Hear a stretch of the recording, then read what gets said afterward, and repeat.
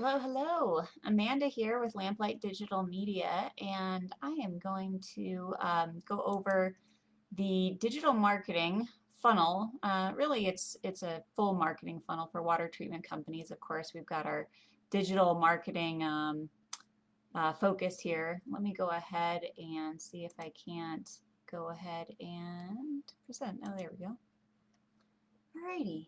So, um, I actually had a conversation with someone today. They were asking about how to improve their digital marketing for their dealership and where to start. And there was quite a bit of um, questions that they had about how to set things up and whatnot. And I always like to take a step back and look at things from a little bit different perspective, which is to look at the big picture and make sure that we are focusing on the right goal for what we're trying to achieve. So for most water treatment companies, their goal is to generate cost-effective leads online and hopefully do so in a way that is cost-effective.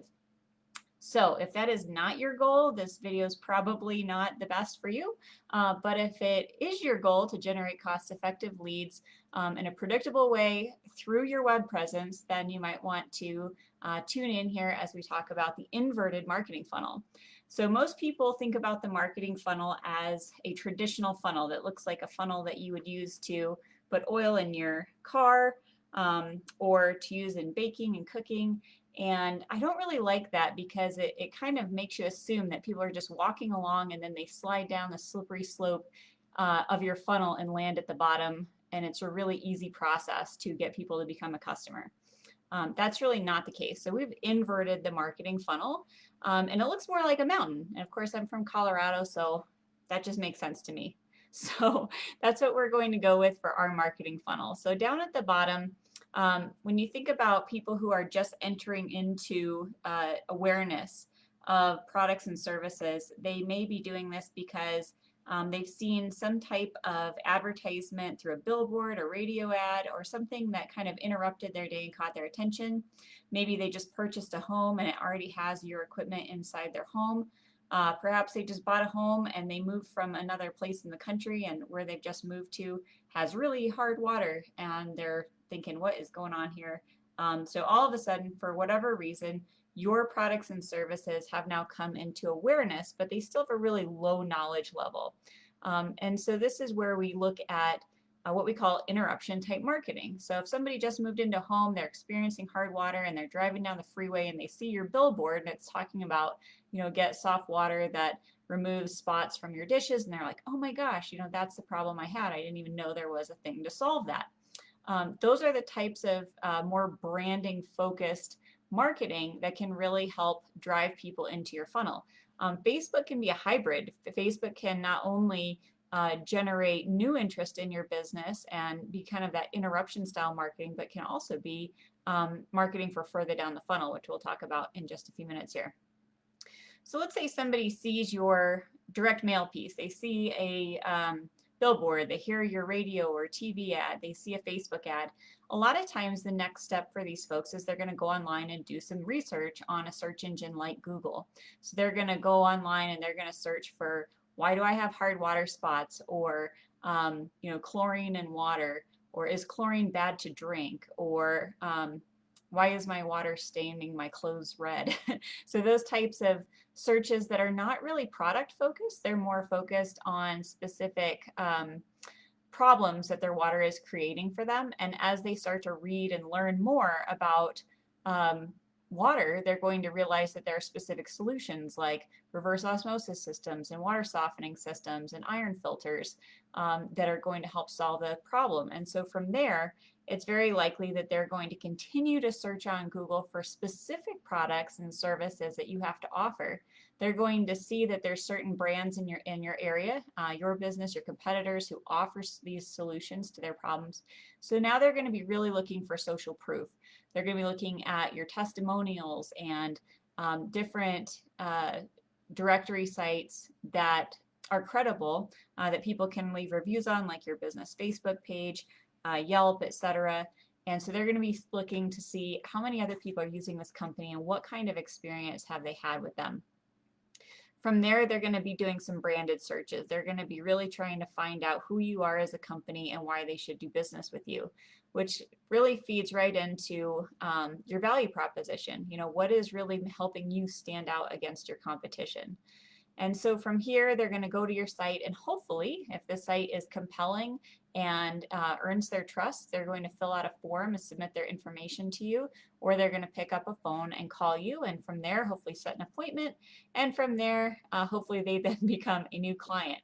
So driving them up this funnel is your value proposition. So before you ever start to do any type of advertising, it's really important that you come up with a good, strong value proposition. And the best definition that I've ever heard for value proposition is the answer to this question.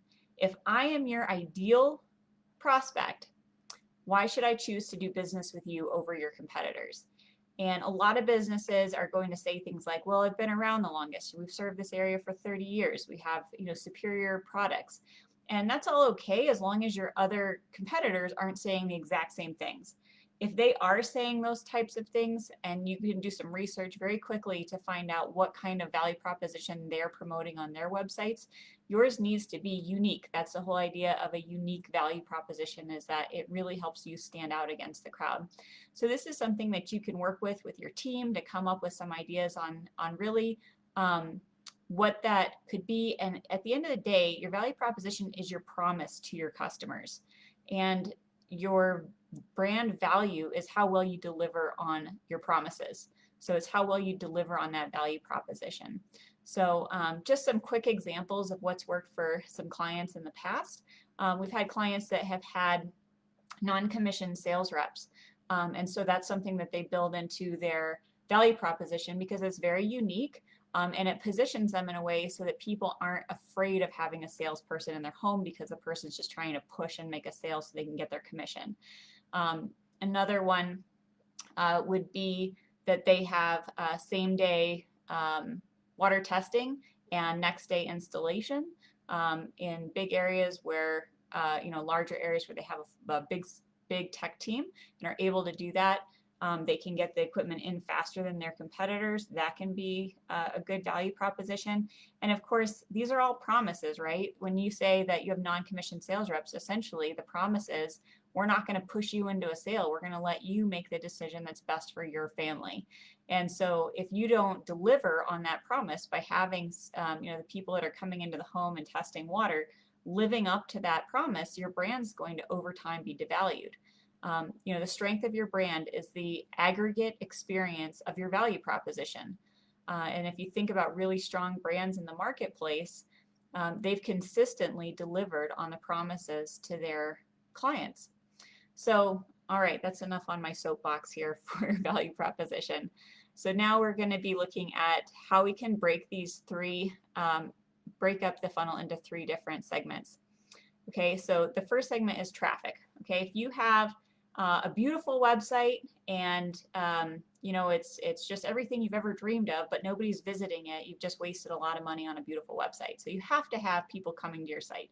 So let's talk really quickly about how to get the traffic to your site in the most cost-effective way.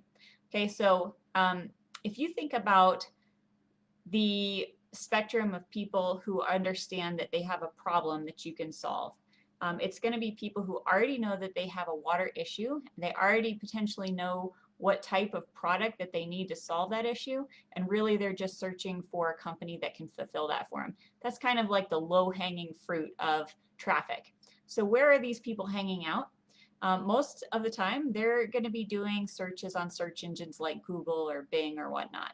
And so the best way to get the most cost-effective leads right out of the gate is to focus your budget on responding to people searching for your products and services. Now, Google AdWords is a really cool platform where you bid on keywords, and when people do a search that matches the keyword that you're bidding on, you have the potential for your ad to show up for them. Okay, so let's say somebody's searching for water softener. Obviously, if somebody's searching for a water softener, they already know they have a problem. They already know the type of equipment that they need to solve that problem, potentially, or they believe they do. And now they're really trying to look in, who's going to solve this problem. So when you type in water softener, You've got an e-commerce section that's going to show up. You've got your paid ads section that's going to show up for more local businesses. And then possibly you may have Google Maps show up with different businesses. And then you've got underneath that the organic section, right? So you've got lots of ways to potentially show up for that type of a search. So it's important to prioritize, okay? So if you have a brand new website, you haven't been around long, you don't have a lot of organic rankings. Sorry, my little dog is barking. Come here, Esteban. That's the thing about Facebook Lives, right? You never know what's going to happen. So anyways, with Google, the beautiful thing is you can get yourself in the rankings high up on the page for these searches, even when you're in the running against Home Depot, Culligan.com, some of these really big sites organically. So if you are a brand new site that doesn't have very much organic search rankings for high value keywords, then Google paid ads are a really, really great option for you to be able to start to generate leads and show up on search engines for those high value keywords. Now, the really neat thing about Google Ads is you can quickly start to learn which keywords are actually going to generate the most traffic to your site and the most leads, right? Because you're going to be tracking that or have a marketing company that's tracking that for you.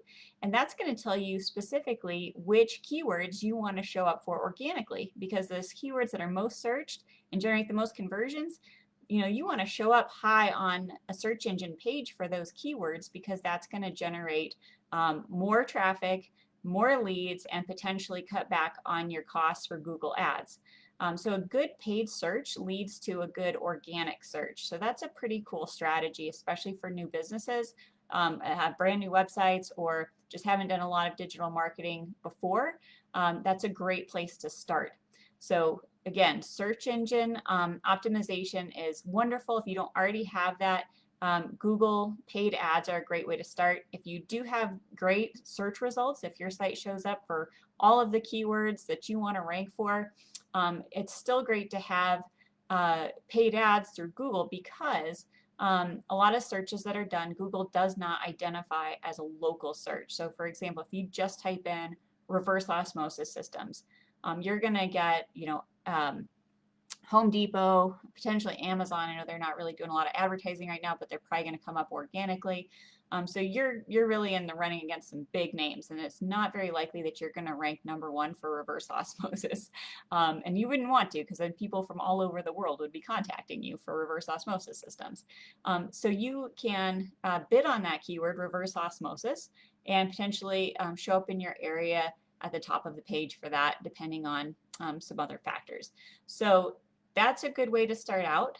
And then as you start to drive traffic to your site hopefully will convert that traffic. So this is a big problem for a lot of dealers. They're driving traffic, but once they get to their website, they're not filling out forms or calling at a very high rate. Or sometimes you don't even know if it's a good rate or a bad rate or whatnot. But there's always room for improvement, and that's the beauty of online marketing, and really any type of marketing is there's always room for looking at the data and optimizing and improving.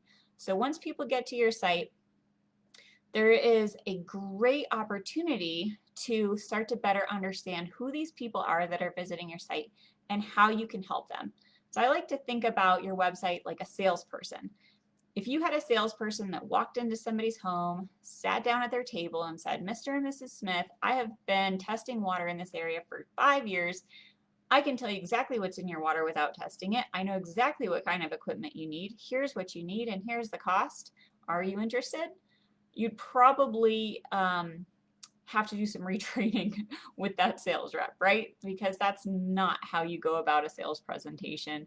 What you want to do, obviously, is build a relationship with the people, build some rapport, show empathy, ask questions, all of these different things. And a lot of times we treat our website kind of like that first salesperson. We create it, and it's like the field of dreams. If you build it, they will come. And yes, they may come, but it doesn't mean that they're going to convert, because it doesn't mean that your site is speaking their language, addressing the specific problems that they have in their words.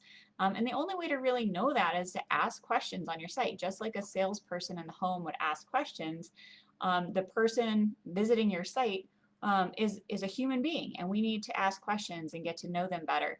And we can do that through simple things like using hotjar.com. It's a free tool that you can use to start putting polls and surveys on your website. And so people land there, you can have it ask them, what are you looking for? Did you find what you were looking for? What's your number one water concern?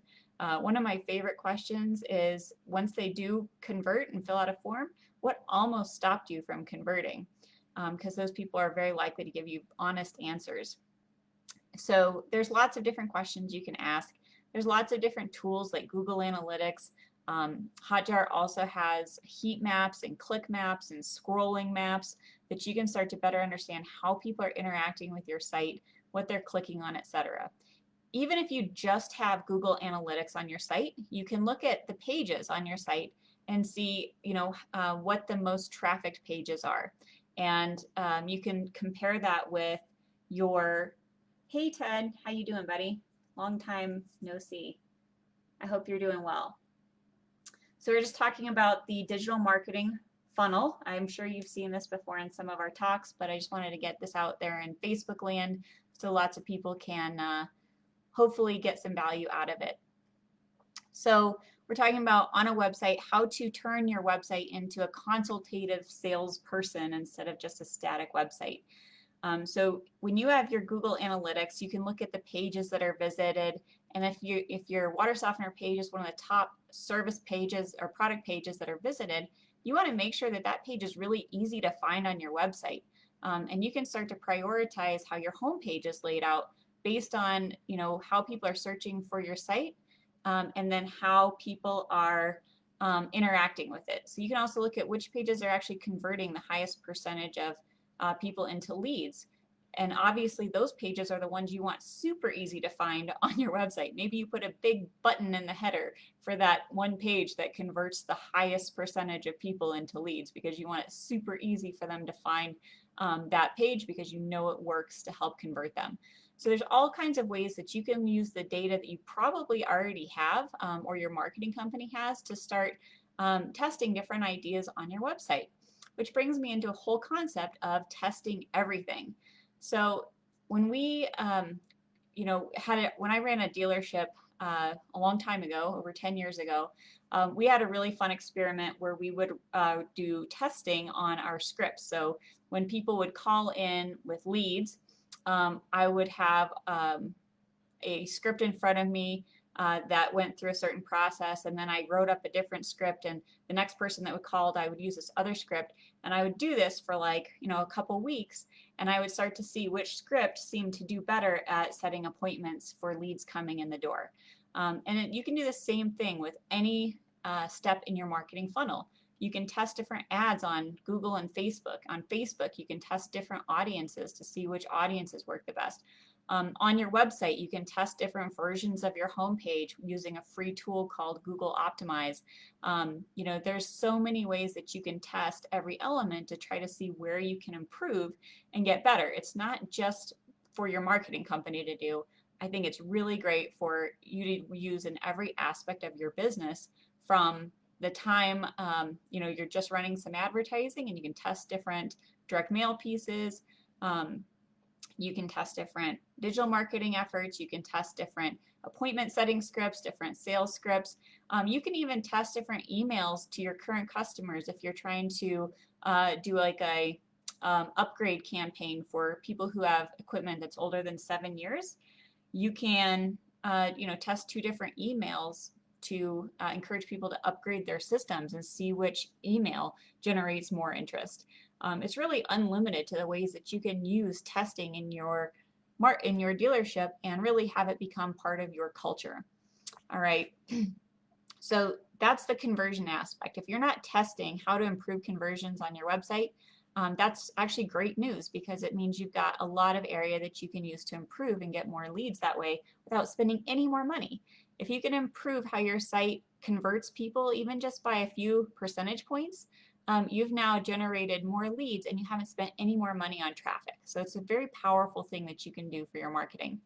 And then lastly, we've got the economics portion. So once people become a client, it's really important that you're able to track that sale all the way back down to the bottom of the funnel and to know which channel, whether it was, a paid ad, organic, whether it was listings, different directory listings, etc., to know what generated that income for my business. Because if you look at the end of the year and say, 80% of our leads came from 20% of our marketing efforts, well, then next year, you could really optimize your marketing spend by putting more of those dollars into that 20% and getting rid of the 80% that really didn't serve your business well to generate cost-effective leads. So it's really important to have that communication, whether you're hiring a marketing company to do this for you or you're doing it yourself with your own team. It's so important to be able to track the sale all the way back to the channel that generated it.